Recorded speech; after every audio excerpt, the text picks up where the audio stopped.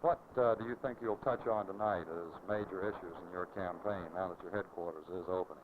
Well, Joe, as you will recall, I discussed 3 issues at the Dixie Caverns dinner last Friday night and promised that I'd discuss 3 more tonight. Tonight I'm going to discuss on the issue of public power and aid to highways, and one other issue, a copy of which I'll give you a little later. Well, sir, you know there's been a lot of talk about the coming September 11th meeting of the Supreme Court of the United States. They're to rule on the Little Rock question, whether or not to grant a stay of 2.5 years in integration of Little Rock. We feel in Virginia that may vitally affect us here. Do you feel, having come from Washington, that the Supreme Court might grant that 2.5-year stay? Well, Joe, it's true that I just came from Washington, but it's not true that I have any entree in the chambers of the Supreme Court. And my comment would be that based on the previous performance of the Supreme Court, we in the South have very little to hope for.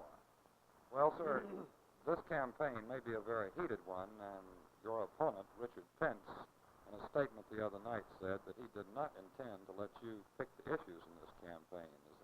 Is that your strategy, sir? Well, Joe, of course I don't intend to select the issues. I don't believe that any one issue should be selected to the exclusion of all the other issues.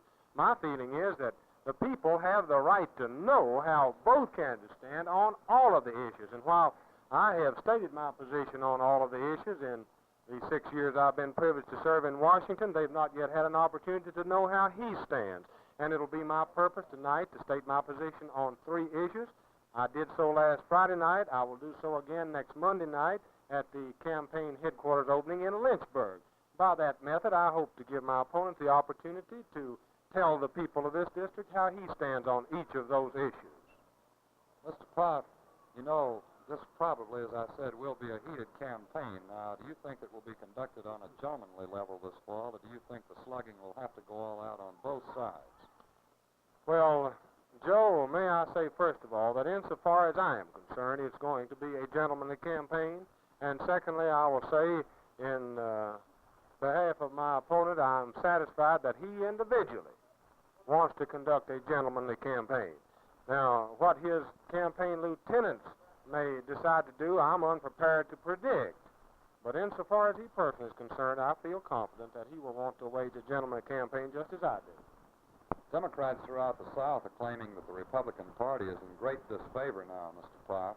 Do you feel that that might hurt you, if true, during the coming months, particularly in October and November, when the campaigning, no doubt, will be quite heavy? Well, Joe, I am convinced in my own mind that, by and large, the passion and prejudice of party label is slowly dissolving in our state. I believe the people are coming more and more to think that it's the man that counts and not the party label, and I believe that that will ultimately make for good government in our state and in our nation at large.